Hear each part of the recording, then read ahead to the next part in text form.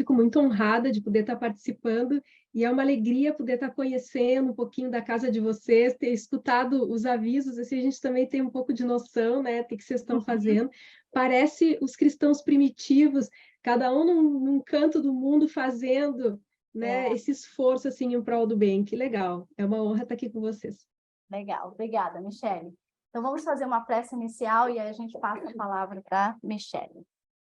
Então, vamos todos, nesse momento, primeiramente, agradecer a Deus, nosso Pai Criador, e a Jesus, nosso Mestre, por essa oportunidade de estarmos aqui, nesse domingo de manhã, reunidos, a aprender um pouco mais da nossa doutrina espírita, essa doutrina que nos guia, que é o nosso norte nessa encarnação. Que possamos todos, com os corações abertos, absorver os ensinamentos que a nossa querida Michele disponibiliza com o seu tempo aqui para nós hoje. E que possamos, mais importante, praticar o que vamos aqui hoje aprender. Porque é importante adquirirmos o conhecimento, mas é essencial que o coloquemos em prática, para que assim nosso espírito possa evoluir e sair dessa reencarnação com uma consciência de dever cumprido e de que devemos e de que fizemos o nosso melhor enquanto aqui estivemos. Então, assim, pedimos permissão aos mentores da nossa casa espírita para darmos início aos trabalhos desse domingo de manhã. Graças a Deus, que assim seja. A palavra é sua, Michele. Então, a ideia é a gente conversar um pouquinho hoje a respeito dos desafios da vida e de algumas propostas que a mentora Joana de Ângeles traz para lidar com esses mesmos desafios. E, para isso, eu utilizei um pouquinho o material da série psicológica da Joana, em especial o livro cujo nome é Desafio e Soluções, Vida, Desafios e Soluções, onde ela vai dizer o seguinte, que apesar da gente já ter atingido um nível extraordinário de conhecimento intelectual, a gente ainda não conseguiu compreender por inteiro o milagre da vida. A gente ainda reduz, muitas vezes, a vida a casos absurdos, que não têm a menor lógica. E a Joana diz que o espírito, na simplicidade inicial com que se forma, não percebe o anjo que carrega dentro e que um dia vai atingir a plenitude. E esse processo de evolução, ele carrega muitos desafios. O desabrochar dos valores internos, por si só, é um processo que muitas vezes se dá de maneira aflitiva em todas as espécies vivas. Ela dá como exemplo a vida vegetal, que rompe a casca da semente para poder brotar a vida, e da mesma maneira a gente passa por situações de sofrimento para poder deixar aflorar potenciais que nós trazemos no nosso psiquismo, para que a gente possa aspirar a voos mais elevados, ela diz assim. Então, na vida a gente tem lutas intensas, desafios diversos, e a mentora diz que não apresenta nenhuma fórmula mágica, porque isso também não existe para lidar com esses problemas naturais, problemas que fazem parte da nossa trajetória evolutiva, mas ela traz propostas de soluções através do autoconhecimento para lidar com esses mesmos desafios e que depende muito de cada um de nós, do nosso esforço, da nossa perseverança, da nossa ação confiante, porque aquilo que a gente não consegue num primeiro momento, mediante uma insistência saudável, a gente vai alcançando com o tempo. Então, nós sabemos pelo Espiritismo que as conquistas e os prejuízos de cada experiência vão se refletir na nossa vida posterior. As coisas que a gente vai vivendo nas nossas encarnações vão se refletindo em situações que a gente precisa passar nas vidas que vão chegando lá na frente, né? E aí a gente tem diversos impedimentos que podem ser de ordem doméstica, social, afetiva, econômica, de interrelacionamento pessoal, e a gente vai repetindo por um mecanismo automático as experiências que nós não conseguimos lidar bem, até que a gente possa ir fixando as novas aprendizagens e o conhecimento vai sendo adquirido, a virtude vai sendo exercitada. É importante a gente lembrar que tudo na vida é aprendido. né? Às vezes tem pessoas que dizem assim, mas ele é o Chico Xavier, por isso que ele consegue fazer isso, ou é o Divaldo, ou não, mas isso foi Jesus, né? Eu estou muito distante disso. Por mais que a gente reconheça a nossa pequenez, é importante que a gente tenha em mente que essas virtudes que a gente observa nessas pessoas, que a gente tanto admira, elas são construídas passo a passo. Fazer uma prece é uma coisa que a gente aprende se a gente não sabe fazer. Amar é uma coisa que a gente aprende também, né? A gente vai devagarinho exercitando isso até que a gente vá atingindo uma capacidade de amor como a do Cristo. Então, as virtudes precisam ser exercitadas e trabalhadas dia após dia. E os impedimentos domésticos ou familiares, essas provações, têm raízes na necessidade que nós temos de conviver com os problemas ou as bênçãos que a gente produziu nas vidas anteriores. Os lares difíceis, os relacionamentos familiares difíceis, uma mãe complicada, um pai complicado, a gente sabe que isso tudo vai trazendo conflitos na personalidade infantil e que tudo isso tem essas raízes lá atrás, né? Muitas vezes no nosso desregramento, na nossa dificuldade de lidar com os próprios instintos. E quando os pais se derem conta de que o lar é um santuário para a vida humana e não um campo de disputa da supremacia do ego, quando nós adultos nos conscientizarmos que a educação é um ato de amor e não um meio de intimidade, descarregar problemas, quando nós entendermos que a família é um compromisso dignificador e não um ringue de lutas, muitas coisas que a gente vê hoje, ocorrências assim de violência, de abuso infantil, pela indiferença, pelo estupro ou pela miséria, tudo isso vai ceder lugar à construção de uma sociedade mais justa, de uma sociedade mais feliz. Eu não sei como é que é aí nos Estados Unidos, né? Porque a gente tem características de cada local, mas recentemente eu tenho acompanhado uma situação de um paciente que mora lá em Londres e o filho adolescente está numa escola super conservadora. E aí eles têm lidado com uma dificuldade, pensando na família de brasileiros e acostumados muito assim com a maneira do ensino se dar na nossa cultura. E lá em Londres, apesar da gente, eu pelo menos assim tinha uma ideia, porque eu não conheço, nunca fui lá, mas tinha uma ideia assim que, meu Deus, mas é primeiro mundo, eles têm anos-luz na nossa frente, nós estamos aqui no Brasil tão atrasados em matéria de um monte de coisa, né? Mas o adolescente está numa escola super conservadora, onde eles têm mecanismos pedagógicos de punição, assim, ó, se as crianças e adolescentes falam fora da hora ou não respondem de acordo, eles têm que ficar 20 minutos de castigo numa sala lá ao lado sozinhos em silêncio, para aos pouquinhos entendendo que aquele comportamento não é o desejado. Aí, uma situação que ocorreu semana passada, um trabalho que foi feito assim, não a contento, alguns alunos que não fizeram o trabalhinho a contento, a professora rasgou na frente dos outros, assim, esse trabalho aqui tá péssimo, e rasgou o trabalho. Eu fiquei pensando, mas, meu Deus do céu, com tanta coisa que a gente conhece de pedagogia hoje, o quanto o comportamento ele vai sendo estimulado pelo reforço positivo e não pelo negativo. A gente já sabe assim que os castigos, as punições, não têm o mesmo efeito do que como é que se diz? Um reforço positivo, né? Uma coisa benéfica, assim. Então, a gente tem tantos estudos na psicologia sobre isso, mas a gente vê muitas vezes a educação se dando até em locais que eu julgava que a coisa fosse bem diferente. Claro que não é todas as escolas que são assim, né? Mas naquela em específico. Então, é importante a gente considerar essas questões de educação, porque a criança que é maltratada futuramente vai projetar contra a sociedade aquilo que ela se sentiu oprimida. E na primeira oportunidade ela vai tentar cobrar pela crueldade o amor que foi negado.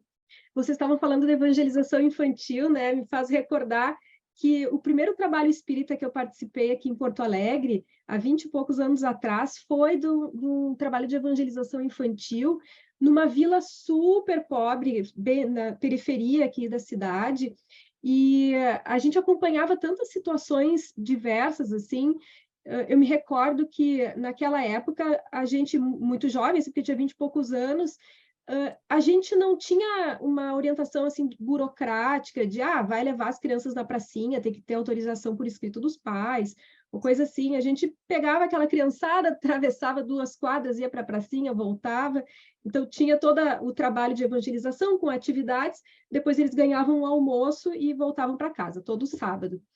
E aí, uma vez, aconteceu de nós estarmos lá e eu ter observado que o ouvido de uma das crianças estava com sangue, assim, lá dentro.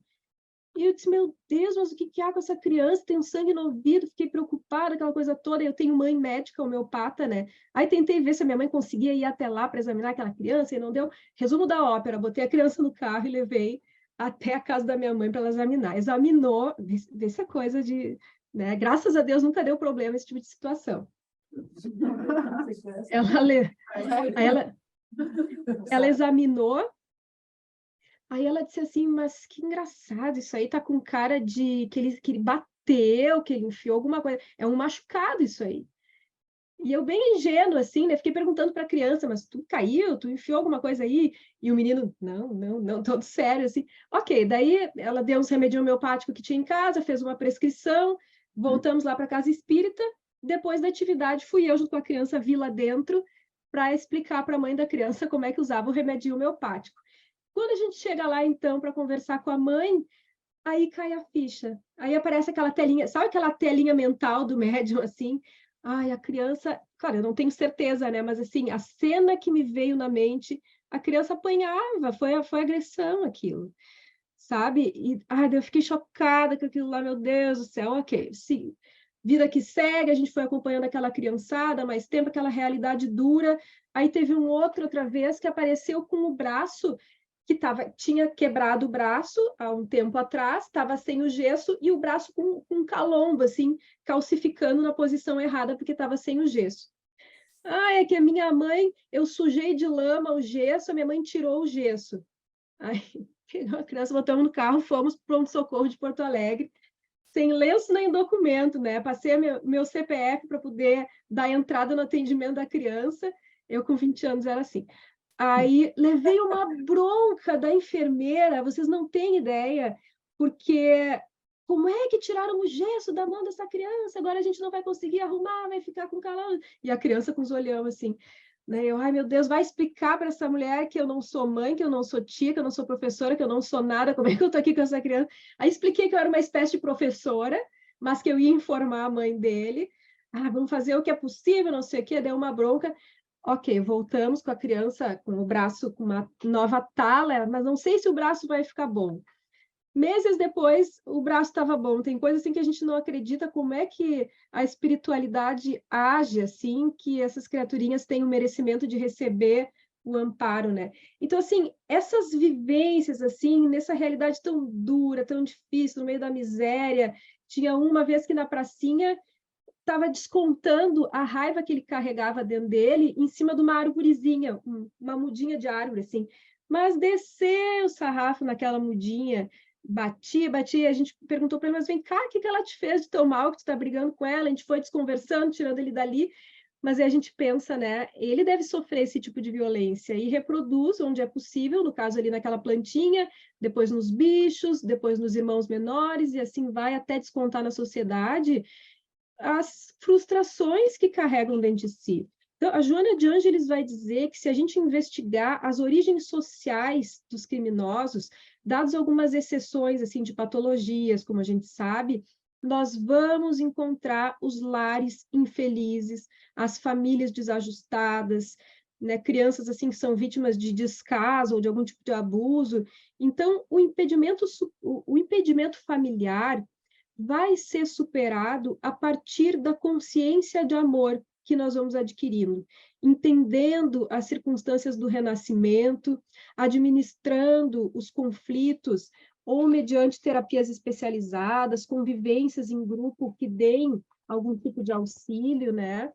E aí a gente tem também, além dessas questões todas de miséria, de questões familiares, os próprios impedimentos afetivos, que tem a ver com questões emocionais de cada um de nós. Timidezes, às vezes, que trazem muito sofrimento para a pessoa, complexos de inferioridade ou de superioridade, narcisismo, as marcas psicológicas perturbadoras que não foram cicatrizadas, né? Aquela imagem de desvalor que muitas vezes a gente carrega, e aí não se permite o direito de ser feliz. Então, quando a gente tem, assim, essa dificuldade de ter experimentado os sentimentos de amor, muitas vezes as pessoas anelam por uma afetividade e ao mesmo tempo têm medo, por não se acreditarem merecedores de algum tipo de afeto e passam a desenvolver insegurança, ciúme, uma desconfiança sistemática, né, que acaba lidando através de uma dominação do parceiro ou da parceira, e o extremo disso daí seriam, como diz a Joana, situações que envolvem daí a criminalidade, né? Muitas vezes a pessoa se afasta do convívio social, ou por uma situação de autocomiseração ou de agressividade.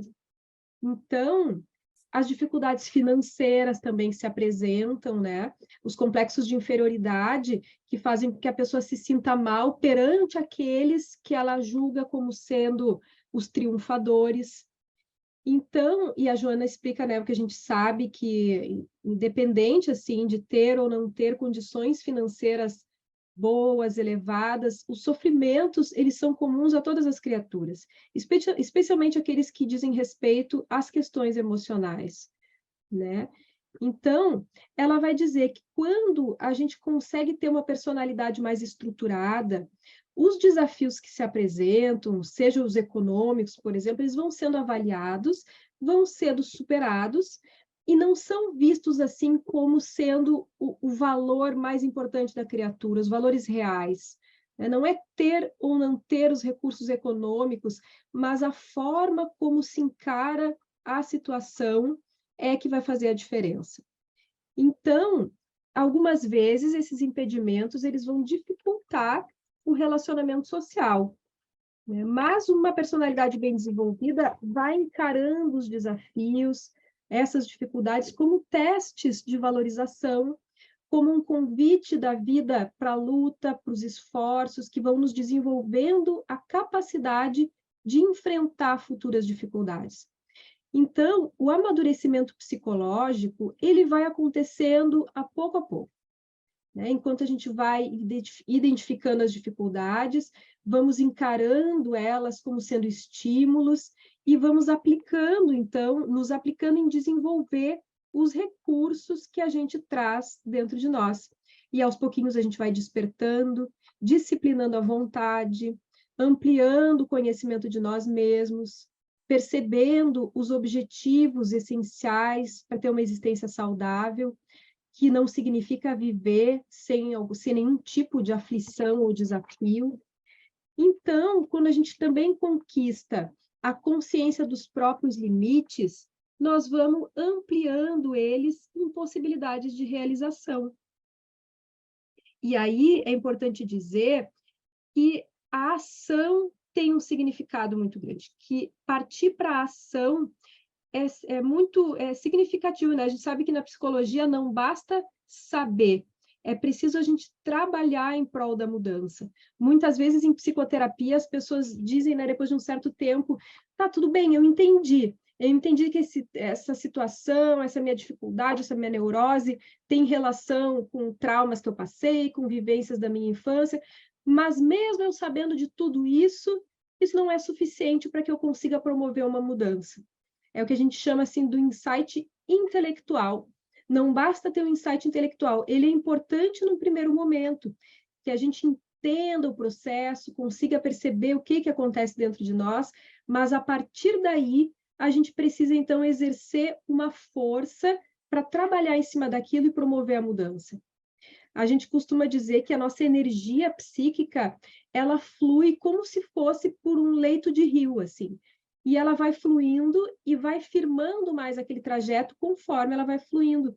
Para que a gente possa criar uma outra alternativa, em vez de ser nessa linha, né, fazer outras possibilidades, a gente precisa de uma força igual ou maior para poder, então, criar essa nova possibilidade.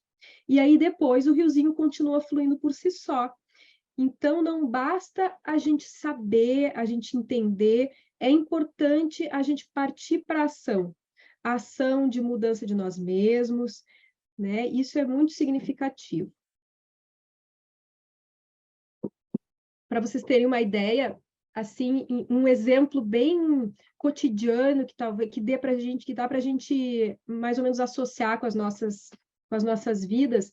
Uma pessoa que eu atendi há uns anos atrás, jovem, ela tinha tido uma experiência de vida assim de passar por muita crítica, desvalorização na família.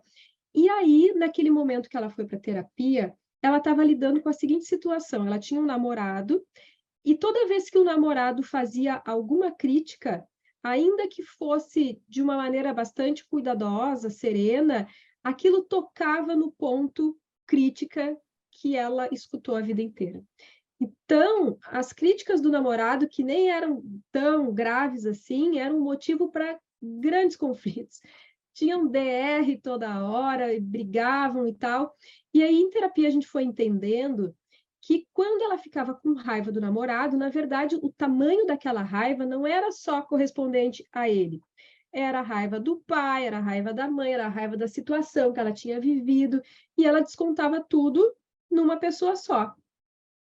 Então, ela entendeu esse processo. Mas, mesmo assim, isso não deu força para mudar. O que acontecia é que, depois que ela brigava com ele, ela lembrava assim, nossa, mas eu conversei isso com a Michele, então, olha só, né? Eu criei uma briga tão grande por um assunto tão pequeno. E se dava conta, até ficava chateada e tal. E ela me perguntava assim, tá bom, então agora que eu sei disso, o que que eu faço com isso? Porque não mudou nada eu saber. Calma, é todo um processo, a gente vai devagarinho, né?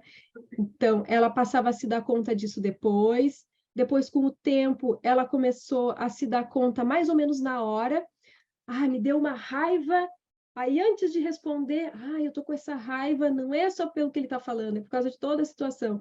E aí, aos pouquinhos, essa consciência vai sendo ampliada e a pessoa consegue se dar conta um pouquinho antes. Aí eu brincava com ela e dizia assim, então tá, quando tu ficar com toda essa raiva dele, tu conta até 3. Depois do 3, tu pode brigar.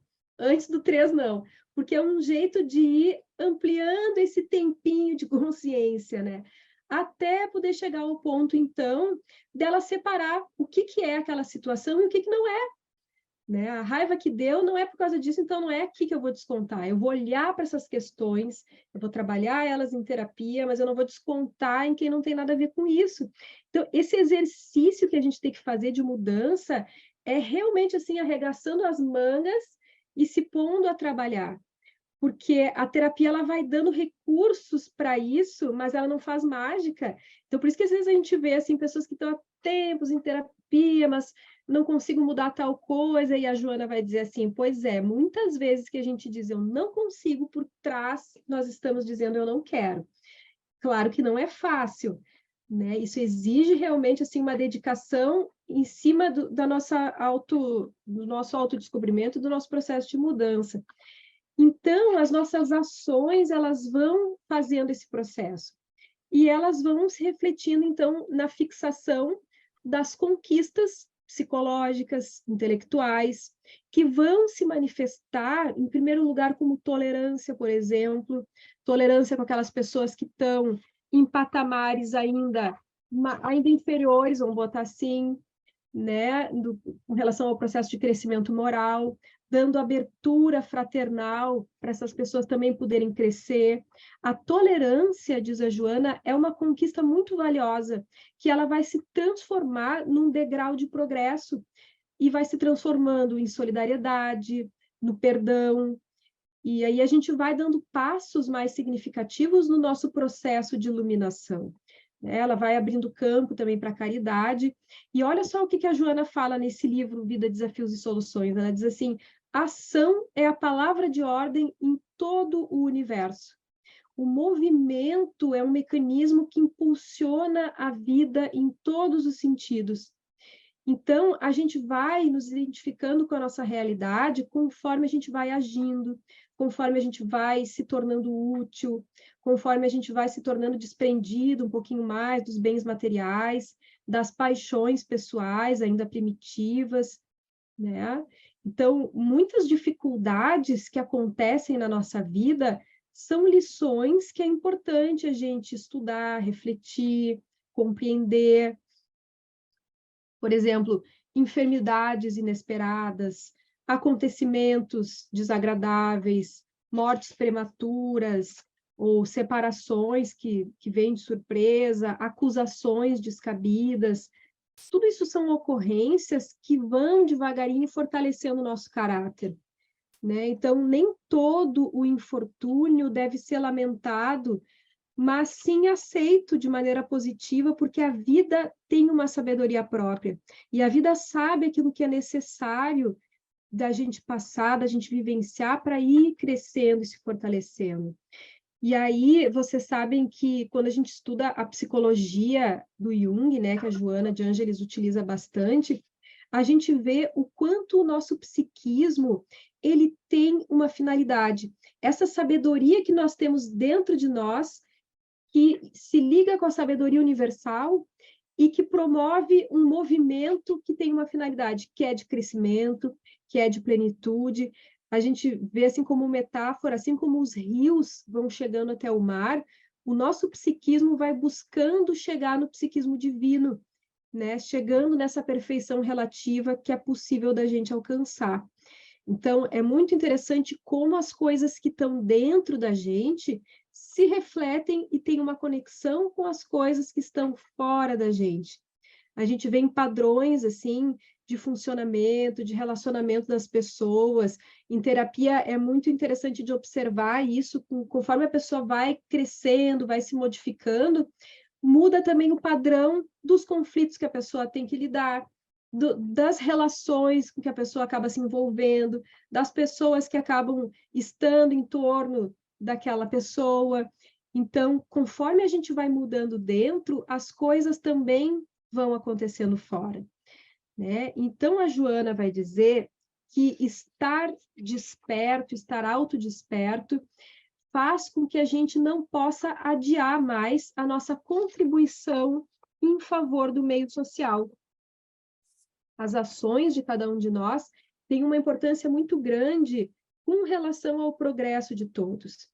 De uma certa maneira, cada vez que a gente consegue se superar, se elevar, muitas pessoas à nossa volta se elevam junto com a gente.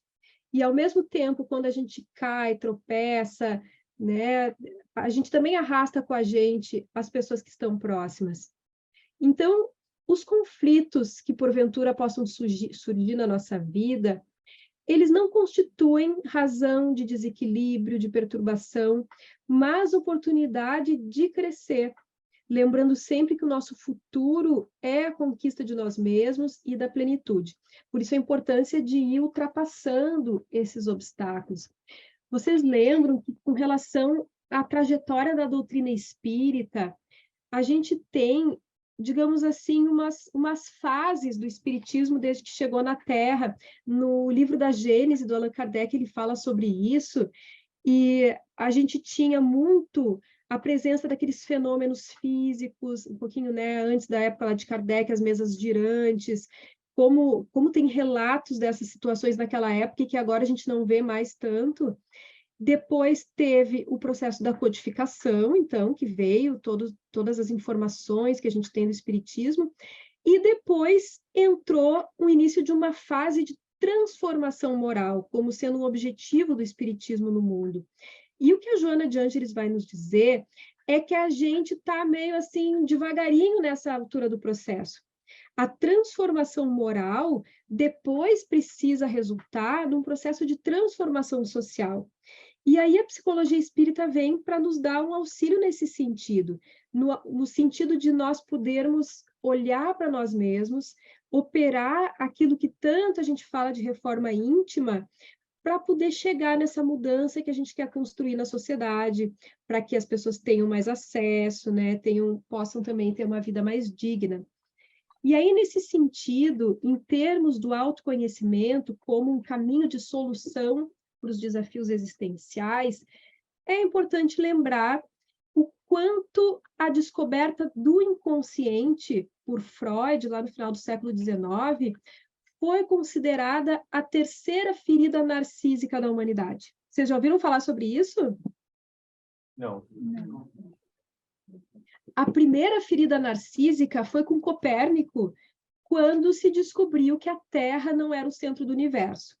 Passou-se a ver o Sol como sendo o centro, e a Terra não era mais o centro. Né? Foi aquele choque, assim, meu Deus, então a gente que tinha essa importância toda, que o universo girava em torno de nós, parece que as coisas não são bem assim. Primeira ferida narcísica. A segunda ferida narcísica foi com Darwin e a evolução das espécies, quando se descobriu que a gente não vinha direto dos anjos, que a gente tinha um longo percurso, que a gente descendia dos primatas, ou seja, estamos muito mais perto dos macaquinhos do que dos anjos. Isso também foi um golpe no nosso narcisismo, segunda ferida narcísica.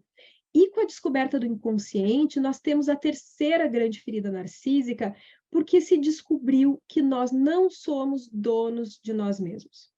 Porque o inconsciente é uma parte da nossa mente que não só é a maior parte, porque a nossa consciência é desse tamanho para um inconsciente gigantesco, como é uma parte da mente que a gente não tem acesso. É uma parte da mente que vem à tona através dos sonhos, através de alguns mecanismos de meditação, dos chamados atos falhos, quando escapa uma palavra, a gente quer dizer uma coisa, diz outra. Nunca aconteceu com vocês de irem cumprimentar uma pessoa e dizer tchau ao invés de dizer oi? Ou então de fazer a prece de abertura de um trabalho e fazer a prece de encerramento? Isso a gente chama de ato falho, né? Quer fazer uma coisa e faz outra. Cá para nós, assim, que estudamos psicologia, a gente sabe que no fundo, é porque a pessoa estava mais querendo dizer tchau mesmo, né? Mas não é porque a pessoa não gosta do trabalho, desvaloriza, não gosta da pessoa. Às vezes é pelas mais variadas situações. A pessoa está estressada com um monte de coisa para fazer, tem que dar conta de um monte de coisa, então já está começando, terminando tudo ao mesmo tempo. Mas isso que escapa é um elemento que está lá no inconsciente e que quando vem para a consciência sem aviso prévio. Então, a gente não tem o domínio sobre esse material que está dentro de nós mesmos. E isso é muito desconfortável pensar isso. O Jung, psiquiatra suíço, ele dizia que a consciência é do tamanho de uma rolha perante o inconsciente, que seria o oceano. Então, pensem só numa rolha no oceano, o tamanho da nossa consciência. Mas não é difícil de compreender isso se a gente pensar que esse grande inconsciente, ele foi sendo construído em milênios de evolução.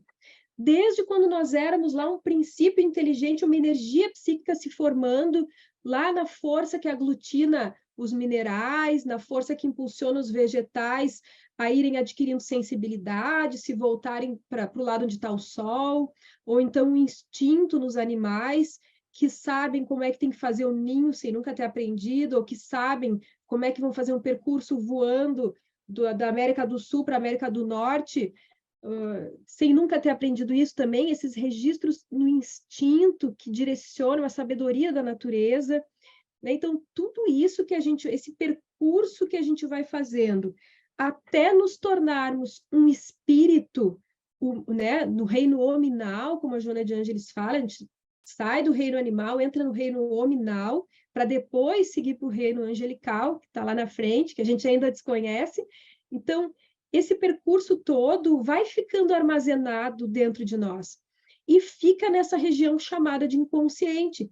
Então, todo esse oceano de conteúdo, de lembranças, de registros, de instintos, de pulsões, que são formas de instinto, já com um conteúdo psíquico junto, então, tudo isso somado ao que a gente chama de essência divina, que é essa sabedoria que nos direciona para onde é que a gente tem que ir. Então, não adianta a gente parar, mesmo que a gente fique parado, essa sabedoria interna conectada com a sabedoria maior vai nos impulsionar, nem que seja pelo sofrimento, a evoluir. Então, isso é fantástico, né? E esse material todo está dentro de nós. Né? Por isso que a gente pensa assim, por que será que muitas vezes a gente quer fazer uma coisa e faz outra? Tantas vezes a gente quer ser homens e mulheres de bem e, de repente, escapa uma grosseria, escapa uma estupidez, ou então a gente quer ser pessoas bem organizadas e nos vemos sempre no meio da bagunça. A gente quer fazer dieta, quer emagrecer e estamos sempre comendo. A gente quer nunca ter tristeza e, de repente, a tristeza vem de uma maneira avassaladora e a gente entra em depressão. Ou então a gente quer estudar e temos preguiça, ou queremos ler um livro espírita e dá aquela preguiça, dá aquele sono. Então, quem somos nós que não somos senhores de nós mesmos? Essa é a pergunta que fica, né? O quanto a gente se conhece, o quanto a gente conhece de nós mesmos, porque dizer que o ser humano é um ser racional é uma descrição parcial, porque a gente é muito mais do que isso. Nós somos seres pensantes, racionais, mas nem sempre nós agimos racionalmente. Nós somos impelidos por forças psíquicas, motivados por pensamentos que não se baseiam em processos racionais. Nós somos impulsionados por emoções, por imagens. A gente sonha tanto quanto a gente pondera, a gente sente tanto quanto a gente pensa, e grande parte do nosso pensamento é colorido pelas emoções. E a maioria dos nossos cálculos racionais está sujeita às nossas paixões, aos nossos medos. Então, essa consciência do tamanho da rolha, ela é uma aquisição muito recente da humanidade. A gente tem esse grande inconsciente de todos esses milênios de evolução e uma pequena consciência que nasce quando nós entramos no reino nominal, adquirimos então o livre-arbítrio, passamos a ter um entendimento um pouco maior de nós mesmos, a noção né, da figura de Deus. Então, essa aquisição recente, ela é muito jovem, por isso que é muito fácil ela desequilibrar, e aí a gente ter quadros psicopatológicos, ou surtar, ter um surto psicótico, e aí materiais que estão lá no inconsciente vêm à tona de uma maneira desordenada. Mas não precisa ser uma coisa tão intensa. E lembrando que uma coisa que eu acho a mais significativa é essa questão de que dentro do nosso psiquismo existe uma força que nos impulsiona para uma finalidade.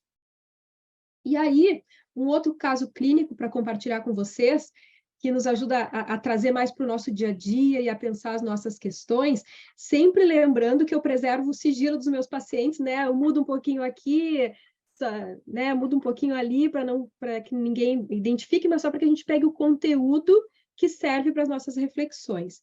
Então, um outro caso de uma paciente que estava jovem também, estudando para concurso já faziam vários anos, e com uma vida psíquica muito pobre, assim, porque em função desse objetivo dela, ela não fazia mais nada, era só estudar para concurso, não namorava, não passeava, não fazia nada, e também não passava no concurso. Ela trabalhava num escritório de advocacia, né, e estava tentando, então, passar num concurso para melhorar de vida e tal.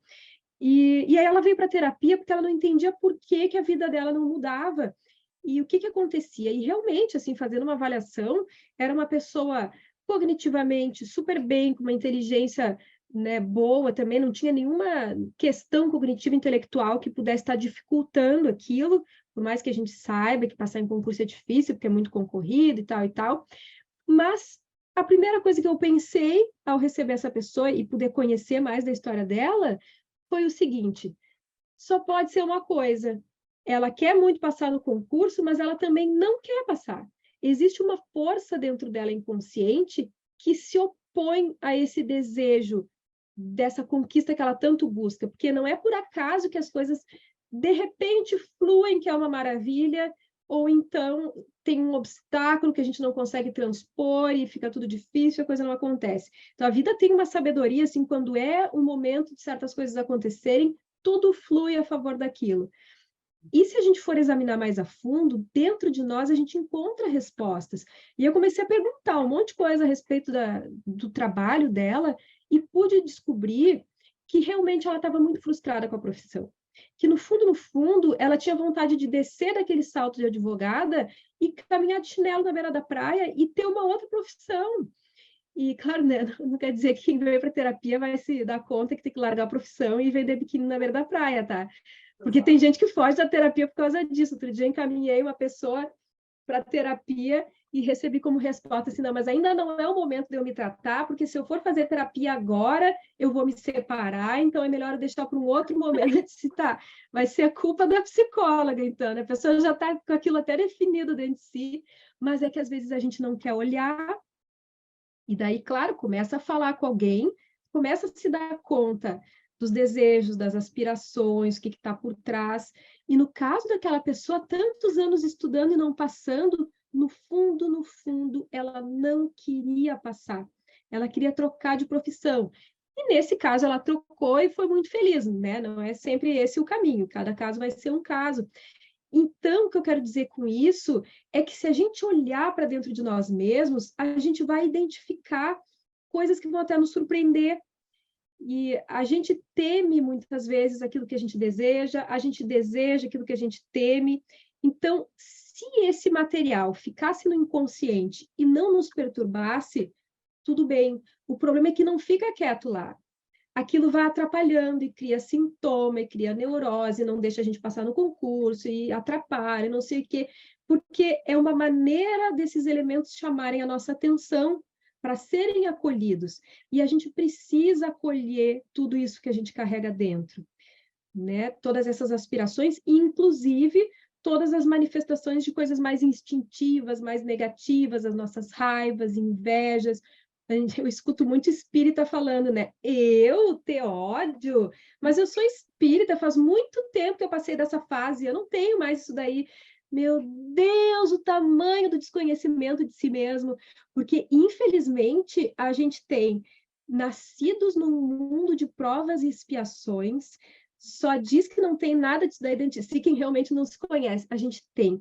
E o que de melhor a gente pode fazer com isso é se dar conta, é integrar esses elementos dentro de nós, e claro, não é sair dando vazão, não é descontar no outro, não é o outro ter que dar conta das minhas raivas, não é isso.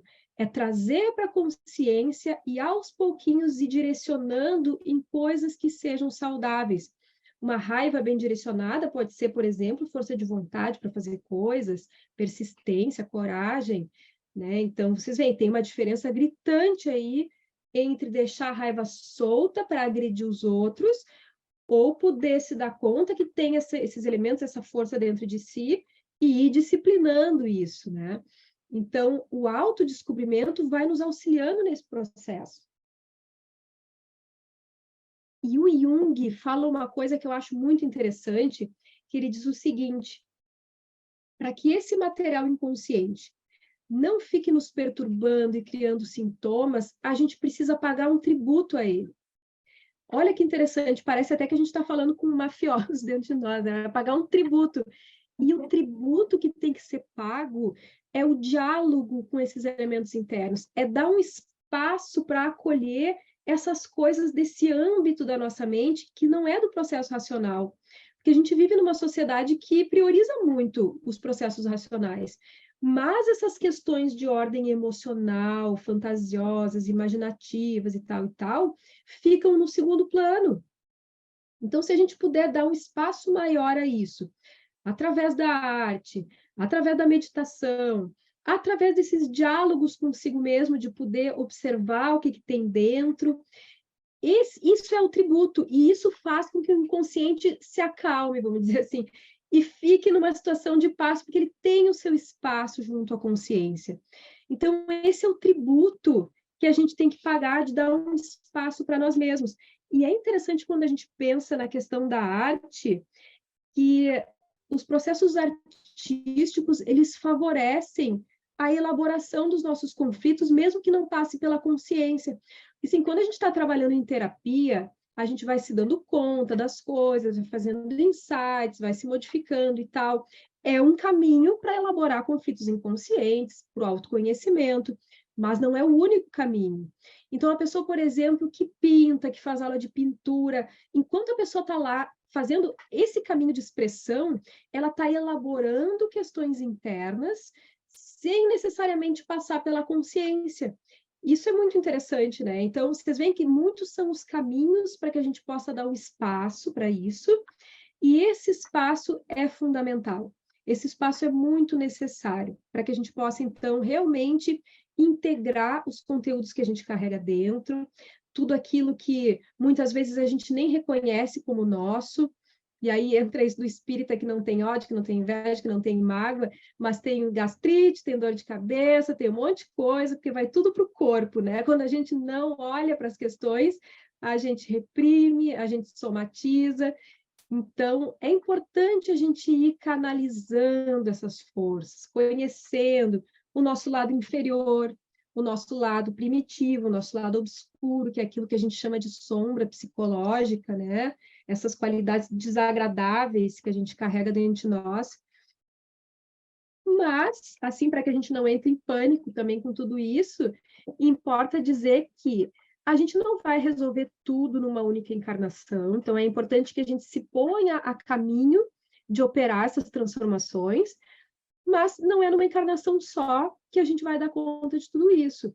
O importante é também poder suportar as nossas partes incompatíveis sem nos identificarmos com elas, né? Poder suportar esses aspectos ruins dentro de nós sem dar livre curso para eles, mas acolhendo, integrando, sabendo que a gente apenas vai administrando, porque a solução ela vem dessa sabedoria interna que a gente chama de self na psicologia.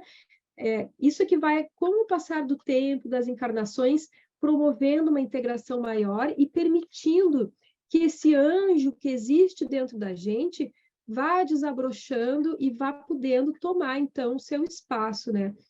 E o mais importante, talvez, seja dizer que o mundo não tem que dar conta daquilo que é nosso. Nós devemos nos ocupar daquilo que é nosso, com atenção, com amor, com respeito, com consideração aquilo que nos pertence, mesmo que a gente não saiba muito bem o que fazer com aquilo, né? Então, esse acolhimento aos nossos elementos internos vai promovendo a mudança e vai fazendo com que a gente, então, não despeje em cima do outro, não deixe para a sociedade dar conta dessas coisas por nós, né? Então, por fim, para encaminhar o nosso encerramento, eu gostaria de dizer que uma coisa que a Joana de Ângeles fala é que um requisito bastante importante nesse processo de autodescobrimento, de mudança, é até a gente poder estar insatisfeito pelo que a gente é, sabe? Uma certa insatisfação pela maneira como nós nos encontramos agora. Porque se a gente está muito satisfeito, a gente não tem muita vontade de mudar. Então, a gente realmente tem que estar meio incomodado. Eu gostaria de melhorar em tal coisa, eu não estou contente comigo nesse aspecto. Um desejo sincero de mudança, a persistência nesse trabalho de modificação interna, a disposição para se aceitar e para vencer a si mesmo, e a capacidade para crescer emocionalmente. E aí, a partir daí, esse diálogo com a gente, essa honestidade para com a gente mesmo e esse esforço constante para identificar tanto os nossos limites como a ampliação desses mesmos limites. Isso são terapias, são métodos que vão transformando os nossos problemas em soluções, vão transformando as nossas dificuldades em experiências vitoriosas e permitindo que a gente cresça sem cessar. A Joana diz que o ser psicológico, o ser amadurecido, ama e confia, sempre tendo em mente o alvo, aonde quer chegar e avançando devagarinho para ele. Então, por hoje é isso que eu tinha para compartilhar com vocês, né? Agradeço a atenção de todos e não sei se a nossa irmã querida quer dar algum outro recado ou se a gente já encaminha a prece. Bem, nós queremos agradecer, né, a presença da Michele aqui com a gente, nos trazendo tantos aspectos importantes, né? Porque essa caminhada para dentro não é fácil, mas é essencial, é necessária, e a gente vai se conhecendo, se melhorando, né? E é nesse trabalho que é contínuo, né, Michele? Como você falou, a gente não vai resolver tudo nessa encarnação, mas a gente tem que começar agora, né? Para eventualmente um dia a gente vai chegando lá. Mas é muito importante a gente compreender como é que a gente expressa esse nosso inconsciente, que por vezes se dá aí para a gente, né? Então, obrigada, em nome da nossa casa, por nos trazer essas reflexões, que eu tenho certeza que vai servir para todo mundo aqui, né? Os encarnados, os encarnados, e todos nós aqui. Então, a gente queria te agradecer, né? Eu que agradeço o carinho, a oportunidade de estar aqui com vocês, nos unindo nesse ideal que nós todos abraçamos, né? esse ideal espírita que nos ajuda a crescer tanto e a nos modificar interiormente tanto, né? E a estender ao nosso próximo também um pouquinho daquilo que a gente, dessas bênçãos que a gente vai encontrando no caminho. Sem dúvida. E a nossa casa, Michele, nós também temos um curso, nós temos 2 cursos online. Um é o Livro dos Espíritos, que a gente começou recentemente, porque a gente já faz o próprio curso presencial aqui há muito tempo, as reuniões de estudo, mas nós também temos um outro curso online, que é a série psicológica da Joana de Ângeles, que é o Paulo Que legal! que dá para gente. Sim! Eu acho que já tem o curso, já deve quase uns 2 anos. Você começou antes da pandemia, então todo mundo aqui é bem familiar na nossa casa com a série psicológica, com o Jung. Então, estão todos afiadíssimos. Se eu soubesse, tinha falado. Se eu soubesse, tinha falado os termos todos. Não, todo mundo está afiado porque precisa ter modificado, melhorado. Tá bem? Eu tentei fazer uma curva, assim, para não ficar usando muita palavra de psicologia, para não matar vocês de tédio, mas então vocês estão super acostumados com a Joana. Tá, então, graças a Deus, a gente tem essa oportunidade de, né, como casa espírita, como trabalhadores aqui que todos somos, de estudar a série psicológica da Joana de Ângeles. E é sempre muito bom ter você, Paulo, Alexandre, que tem muito mais experiência de trazer para a gente mais informações, porque né, é um conhecimento que não é tão fácil de digerir tudo. Então, a gente conta com toda a experiência de vocês e vai nos trazendo. Então, a gente queria te agradecer mais uma vez por isso. Obrigada. Acho que a gente pode fechar, Michele. A gente adoraria que você fizesse a prece final, e aí depois aqui a gente desliga, e aí nós vamos continuar aqui no nosso trabalho do Pactos. Perfeito. Obrigada. Muito obrigada, então, pelo carinho de todos. Vamos elevando o nosso pensamento a Deus e a Jesus, agradecendo pelo amparo da espiritualidade amiga, por essas energias balsâmicas que os mentores derramam nesses momentos de encontro, por toda a proteção espiritual. Agradecemos a Joana de Ângeles pelos seus ensinamentos, que nos inspira a mudanças, que nos dá forças para essas mesmas mudanças, e ao nosso querido Mestre Jesus. Abençoa Jesus, essa casa de oração, que possa ter sempre os recursos disponíveis para os estudos, para o auxílio de tantas pessoas que passam por ali. Nós te agradecemos, Jesus querido, e pedimos a tua permissão para encerrar esse momento de palestra da manhã de hoje. Que assim seja. Tá bom. Um beijo para vocês todos. Fiquem com Deus. Beijo, Michele. Tchau, tchau. Tchau, tchau.